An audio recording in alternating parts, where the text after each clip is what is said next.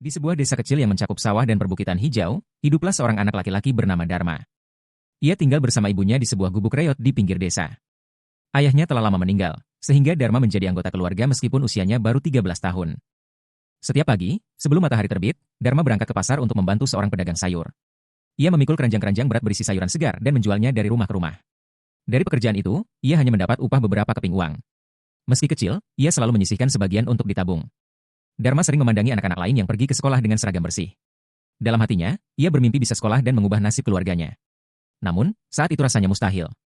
Suatu hari, saat mengantarkan sayur ke rumah seorang pengusaha kaya di kota, Dharma melihat sesuatu yang membuatnya takjub, sebuah pabrik kecil dengan mesin penggiling biji kopi.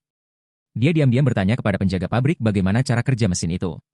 Ketika pulang, ia mulai membaca buku bekas tentang mesin dan usaha kecil yang ia temukan di pasar loak.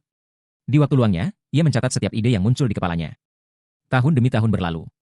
Ketika Dharma berusia 18 tahun, ia sudah cukup dewasa untuk berpikir lebih besar.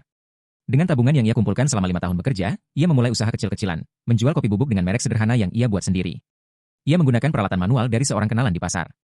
Awalnya, usahanya berjalan lambat. Namun, Dharma tidak menyerah. Ia belajar cara memasarkan kopinya melalui media sosial yang ia pelajari dari teman-temannya. Ia mulai menjual kopinya ke warung-warung kecil di sekitar desanya. Orang-orang mulai menyukai kopinya karena harganya murah tetapi rasanya nikmat. Ketekunan Dharma mulai menghasilkan hasil. Pesanan semakin banyak, dan ia mampu membeli mesin penggiling kopi kecil untuk mempercepat produksi. Dalam waktu 5 tahun, usahanya berkembang pesat. Dari hanya menjual kopi ke warung kecil, ia berhasil memasok kopinya ke restoran dan toko-toko besar di kota. Kini, Dharma tidak lagi tinggal di gubuk kecil.